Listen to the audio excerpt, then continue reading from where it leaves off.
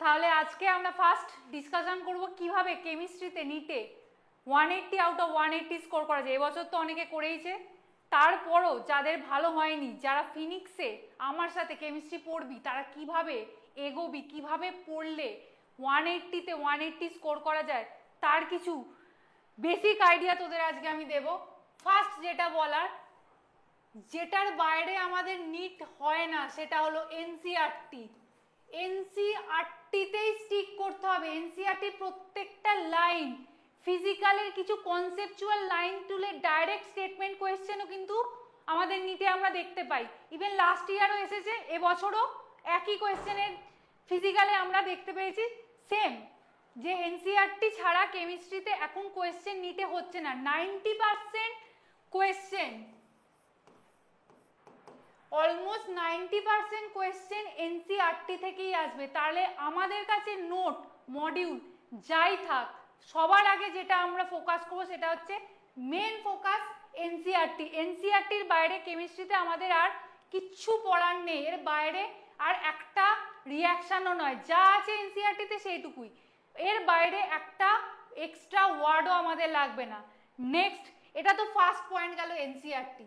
এছাড়া আমাদের কি দরকার, ফিনিক্সে এর সাথে আরও একটা ফিচার্স তোরা অ্যাডেড পাচ্ছিস, সেটা হলো এনসিইআরটি রিডিং পডকাস্ট। যাদের এনসিইআরটি পড়তে অসুবিধা হয় তাদের জন্য অলরেডি প্রি রেকর্ডেড সেকশানে এনআরপি ভিডিওসগুলো আছে, যেখানে আমরা এনসিইআরটিকে বাংলায় সহজ করে বলে রেখেছি যে কোন লাইনগুলো থেকে এনসিইআরটি ইম্পর্টেন্ট আর যে জায়গাগুলো থেকে মেনলি আমাদের কোয়েশ্চেন হয়।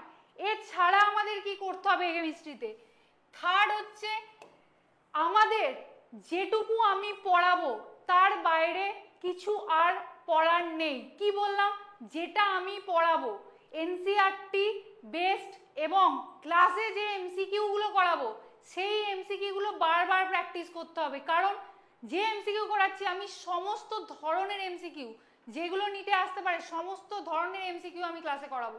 ওই এমসিকিউগুলো তো করতেই হবে। তার সাথে ডেলি এমসিকিউ প্র্যাকটিস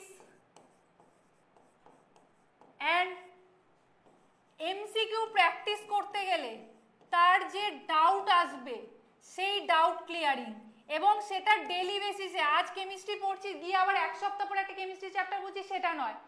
যে চ্যাপ্টার আমার উইক, প্রথম থেকেই আমি সেই চ্যাপ্টারে ফোকাস থাকবো যে এই চ্যাপ্টারটা আমাকে এবছর স্ট্রং করতেই হবে। তার জন্য অলরেডি ফিনিক্সের রিভিশন ভিডিও সেকশন দেয়া আছে, সেখানে ওয়ান শট ভিডিওগুলো দেখ, সেই ওয়ান শট ভিডিও দেখে বেসিক আইডিয়া পাবি। যে চ্যাপ্টারটা উইক আছে তার লাইভ কনসেপচুয়াল ক্লাসেস কর, আমি সেখানে এমসিকিউ করাবো আরও, সেই এমসিকিউগুলো প্র্যাকটিস কর। এছাড়া তোদের রেগুলার বেসিসে যে কোনো একটা স্ট্যান্ডার্ড এমসিকিউ বই থেকে তোরা এমসিকিউ প্র্যাকটিস করিস, সেই বইটা ফলো কর। এবং মোস্ট অফ অল, যে এমসিকিউগুলো আটকাচ্ছে সেগুলো ডাউট ক্লিয়ারিং গ্রুপে দে, তার ডাউটটা ক্লিয়ার কর। আমি বললাম কি, তার আগে কেউ যদি বলে দেয় দ্যাট ইজ গুড, নাহলে শেষে তো আমি আছি, আমি তো বলবোই। এই তিনটে ফিচার্স ছাড়াও ফিনিক্সের জন্য আরও একটা ইম্পর্টেন্ট ফিচার, সেটা হলো যে মক প্র্যাকটিস। বারবার বলা হচ্ছে যে যারা ড্রপ দিচ্ছিস, কারণ ফিনিক্স আমরা ধরে নিয়েছি তারাই নিচ্ছিস যারা মেনলি এইচএস পাস আউট করে গেছিস এবং এইচএস এর পর এক বছর ড্রপ দিয়ে নিটটা সিরিয়াসলি দিতে চাইছিস। তাই তাদের জন্য যেমন প্রথম থেকে ডেলি মক টেস্ট থাকছে, যে একটা পার্ট সিলেবাস আমাদের কমপ্লিট হলো, মক টেস্টে শিডিউল পেয়ে গেছিস, যে পার্ট সিলেবাসটা হয়ে গেল, সেই পার্ট সিলেবাসের টেস্টটা দে, তার ভিডিও সলিউশন আসবে, সেটা অ্যানালিসিস কর যে কতটা হয়েছে তোর আর কোনটা পারিসনি, সেই অ্যানালিসিস কমপ্লিট কর, সেই পার্ট সিলেবাস টেস্ট। এবং এরপর আসবে কিছুটা সিলেবাস এগিয়ে গেলে তার ফুল সিলেবাস টেস্ট। এবং মোস্ট ইম্পর্টেন্ট, যেহেতু তোরা ড্রপ দিয়েছিস, তার ফুল সিলেবাস টেস্ট প্রথম থেকে অ্যাটেম্প্ট করা, কারণ ফুল সিলেবাস টেস্ট দিলে তবেই তুই তোর উইকেস্ট পয়েন্টগুলো অ্যানালিসিস করতে পারবি, তবেই কেমিস্ট্রিতে এগোতে পারবি যে চ্যাপ্টারগুলো এখনো উইক থেকে গেছে সেগুলো কোথায় তোকে স্ট্রং করতে হবে। এছাড়া যারা ফিনিক্স নিচ্ছিস তাদের জন্য আমার কাছ থেকে আরও দুটো এক্সট্রা জিনিস, এগুলো তো অলরেডি তোরা জানিস ফিনিক্সে পাচ্ছিসই, এছাড়া কেমিস্ট্রিতে কি পাবি, এছাড়া আমি দেব এনসিইআরটি হাইলাইটেড লাইন।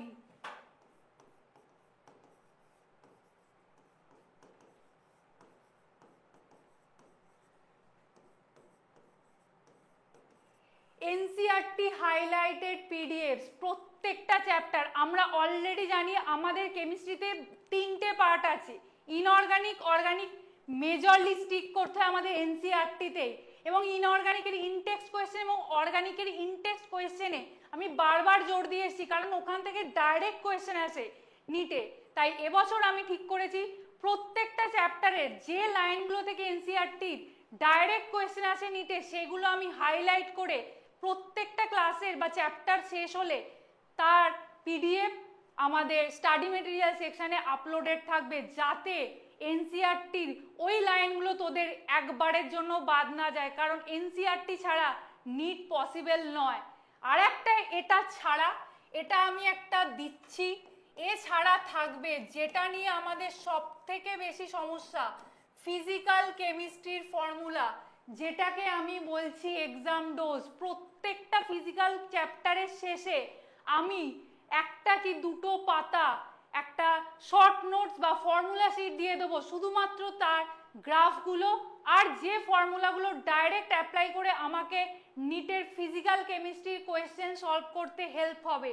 শুধুমাত্র পরীক্ষার আগের রাতে তোরা কি করবি, ফিজিক্যালের চ্যাপ্টার থাকলে সেটা পার্ট সিলেবাস টেস্ট হোক কিংবা ফুল সিলেবাস টেস্ট হোক কিংবা নিটের আগের দিন রাতেও, যাতে শুধুমাত্র একটা ফিজিক্যাল কেমিস্ট্রি চ্যাপ্টারে থিওরি পোর্শন বাদ দিয়ে যে ফর্মুলাগুলো একবার কুইক রিভিশন দেখতে হয়, তার প্রত্যেকটা ফিজিক্যালের চ্যাপ্টারে আমি একটা করে এক্সাম ডোজ বলে শর্ট নোটস বা পিডিএফ বা ফর্মুলা শিট যাই বলিস, আমার তরফ থেকে ওটা এক্সাম ডোজই হবে, যেটা এক্সামের আগের দিন রাত্রিবেলা তোরা দেখবি এবং পরের দিনে ফিজিক্যাল এক্সাম বা physical chemistry part syllabus test হোক কিংবা নিটের মেন এক্সাম হোক কিংবা ফুল সিলেবাস টেস্ট হোক, যেটা তোদের মেজরলি হেল্প করবে এই কেমিস্ট্রিতে আউট অফ 180 স্কোর করতে। এছাড়া আর কি, আর কিভাবে আমরা পড়বো, নিজেকে তোদের করতে হবে যেটা, try to be honest to yourself. নিজের কাছে অনেস্ট হতে হবে।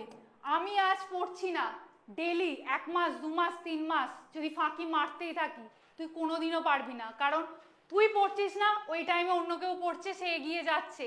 তাই নিজের কাছে অ্যাটলিস্ট সারা বছর অনেস্ট থাক যে তুই নিজের এফর্টটা ঠিকঠাক দিয়েছিস, যাতে 1 বছর পর গিয়ে এক্সাম হলে বলতে পারিস না আমি ঠিক চেষ্টাটা করেছিলাম, তারপর হয়নি। কারণ আমি যে যে পয়েন্টগুলো বললাম এইগুলো ফলো করলে তোর 180 মার্কসের দায়িত্ব আমার, কারণ আমি জানি কোথা থেকে কোয়েশ্চেন হয় আর আমি ক্লাসে যেটুকু পড়াবো ওইটুকু জায়গা থেকেই কোয়েশ্চেন আসবে। তাই বারবার হাইলাইট করছি যে ফিনিক্সের যে ফিচার্সগুলো অলরেডি পাচ্ছিস তার সাথে আমি এই দুটো এবছর স্পেশালি অ্যাড করছি, কারণ আমি জানি শুধু এনআরপি শুনলে নয়, এনসিইআরটির কোন লাইনগুলো বারবার দেখলে সেই জায়গাগুলো কেমিস্ট্রিতে মেনলি নিটে কোয়েশ্চেন আসে। তাই ফিনিক্স আমাদের 20 মে থেকে লঞ্চ হচ্ছে, যারা চাস এখনো জয়েন করতে জয়েন হয়ে যা, সোমবার থেকে আমাদের ক্লাস স্টার্ট হয়ে যাচ্ছে। আর কেমিস্ট্রিতে এইগুলো ছাড়া যেটা বললাম, প্রথম থেকেই ফুল সিলেবাস টেস্টের ওপর ফোকাস কর, আর স্পেশালি মকের অ্যানালিসিস করাটা ইম্পর্টেন্ট। মকে অ্যাপিয়ার করার সাথে সাথে মকের অ্যানালিসিসটাও কিন্তু আমাদের বারবার জরুরি, কারণ মক যদি আমরা অ্যানালিসিস না করি আমরা আমাদের উইক পয়েন্ট খুঁজে পাবো না, যে চ্যাপ্টারগুলো আমার উইকই থেকে যাবে সারা জীবন। কারণ যদি আমি অ্যানালিসিস করি তবেই বুঝতে পারবো যে না আমার ওই কনসেপ্টটা এখনো কিছুটা বাকি রয়ে গেছে, কারণ তোরা অলরেডি ড্রপ দিচ্ছিস। একবার পুরো সিলেবাসটা তোদের পড়া, এছাড়াও তোরা লাইভ কনসেপচুয়াল ক্লাস করবি ফিনিক্সে। তাই বারবার বলছি ওয়ান শট ভিডিওগুলো দেখে নিজেদের অলরেডি রেডি কর। তাছাড়া আবার লাইভ কনসেপচুয়াল ক্লাসেস হবে, যার যে জায়গাটা অসুবিধা আবার দেখ, এবং মকের স্পেশালি আমি হাইলাইট করছি মকের অ্যানালিসিস। মক দিলে শুধু হবে না, মকের অ্যানালিসিস দেখ এবং দেখ কেন মকে স্কোর কম হলো ফিজিক্সে না কেমিস্ট্রিতে, কারণ কেমিস্ট্রিতে আমি যেটুকু ক্লাসে করাবো তার থেকে মকের কোয়েশ্চেন আমি গ্যারেন্টি দিচ্ছি একটাও আটকাবে না, কারণ আমি সব টাইপের কোয়েশ্চেন ক্লাসে করাই, যতগুলো করাবো ওখান থেকেই কোয়েশ্চেন থাকবে, ওই টাইপেরই কোয়েশ্চেন পাবি মকে। তাই যারা এখনো জয়েন করিসনি, 20 তারিখ থেকে আমাদের ক্লাস শুরু হচ্ছে, এই নাম্বারে কল বা হোয়াটসঅ্যাপ করে ডাইরেক্টলি জয়েন হতে পারিস। আমি গ্যারেন্টি দিচ্ছি এইভাবে পরপর যে যে পয়েন্টগুলো বললাম, এই 5টা পয়েন্ট যদি ঠিকঠাক করে নিজেকে ওপর অ্যাপ্লাই করতে পারিস, কেমিস্ট্রিতে 180 স্কোর থেকে কেউ তোদের আটকাতে পারবে না। ব্যাস এইটুকুই বলার। আর নিজের কাছে সারা বছর অনেস্টটা থাকিস যে হ্যাঁ আমি চেষ্টাটা করেছিলাম, সারা বছর ফাঁকি মেরে যেন বলিস না যে আমার কিছু পড়া হয়নি, আমি এখন কি করব। প্রথম থেকে পড়, যাতে নেক্সট বার আর গিয়ে এক্সামের পর ভাবতে না হয় যে না এরপর আমি কি করব, সবার যেন সিটটা সিকিওর থাকে।